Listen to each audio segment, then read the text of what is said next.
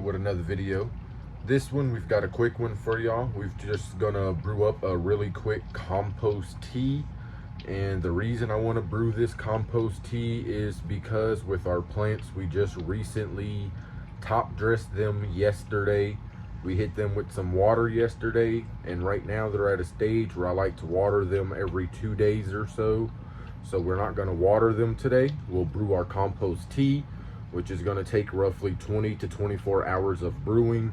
Lines up perfect with our watering schedule. We'll hit them with it tomorrow. We'll come check on it.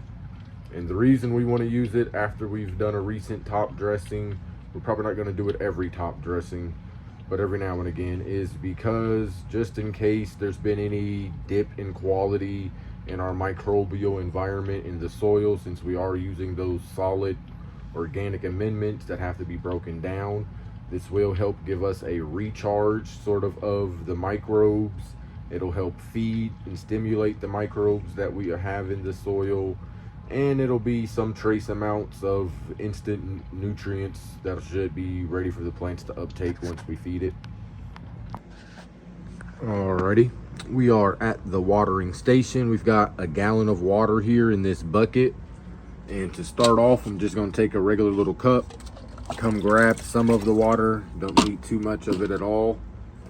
And then we're going to take our molasses here, get the cap off. Then I'm going to take my tablespoon and I'm going to measure out about a tablespoon of this molasses, and we're going to throw it into this cup of water that we just took from our overall gallon.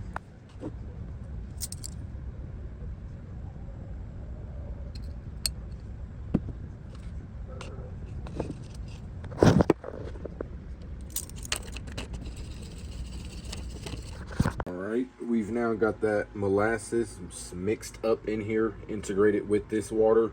The point of separating it into the cup before throwing it in the gallon is so that the molasses it's easier to have the molasses mix and infuse with the water versus just sit at the bottom of the pot.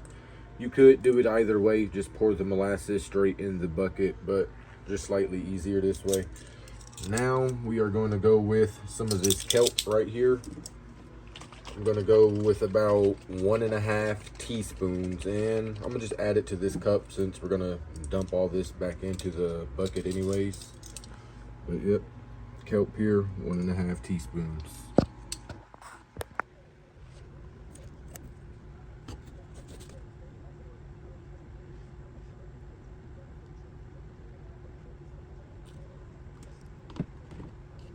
And on our final step, we're going to grab about a tablespoon of these worm castings.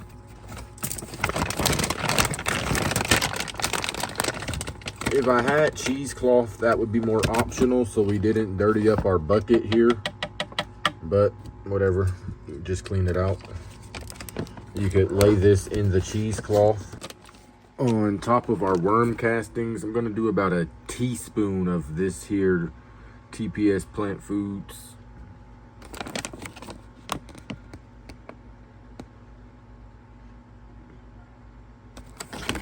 And yeah, it should be great to help that top dressing break down. Alright, worm castings and our TPS soil probiotic is in there. Now we're going to throw in the molasses and kelp. Just a couple more steps. We'll get this a good start. And today is day 29 of our grow, so we'll do these about exactly a month in. On day 30, we'll do this. Honestly, should make a batch. It's 6 months, but we'll stretch it, make it work. And last thing is, we got to get our air pump hoses in there, and we're going to cover this. All right, air hose lines are in. Need to adjust that one a bit. And I'm just going to use our little 3-gallon pot there to cover it up. And yeah, we'll be back here in about 20 hours. I'll probably come back and use it. Yo, what's going on, ladies and gents? We are back down here. Been about 22 hours, a little later than I expected. Ew. Did not get that frothy of a compost tea this time around. Usually want it to have a little more bubbles. Not exactly sure the reason for that, but we are going to pull it regardless.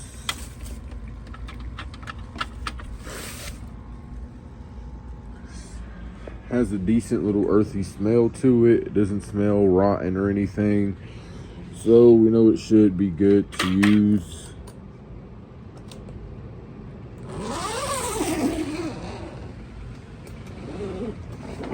Could potentially be that the temperatures are a little chilly on the ground. Maybe we should have boosted it up a bit. That could be what's going on there. But a little sneak peek at the plants. Haven't updated yet. Go ahead and get this going though. Alright y'all, we've got that compost tea or little microbial tea, whatever, fed in between these 2 tents, 6 plants.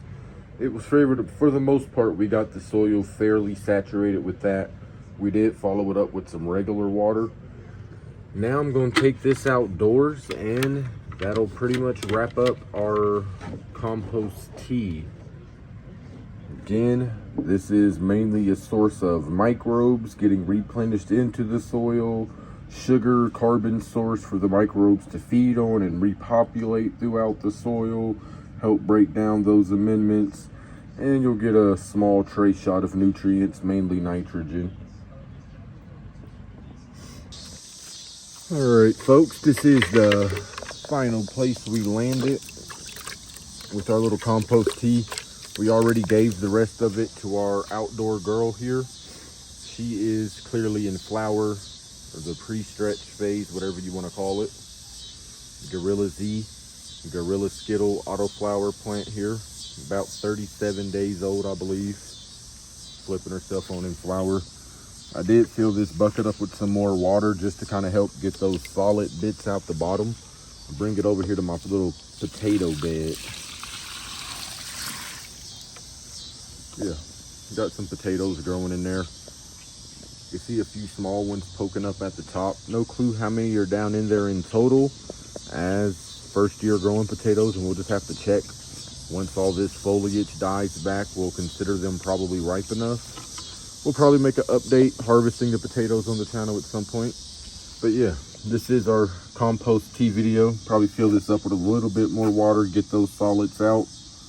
But if you did enjoy our little compost tea video, do give us a little like. If you're not subscribed, it'd be greatly appreciated if you did. Make sure to subscribe to the channel before we get up on out of here. But other than that, it's your boy Rello. Much appreciate y'all tapping in with the boy, and we're out. Be back for another video.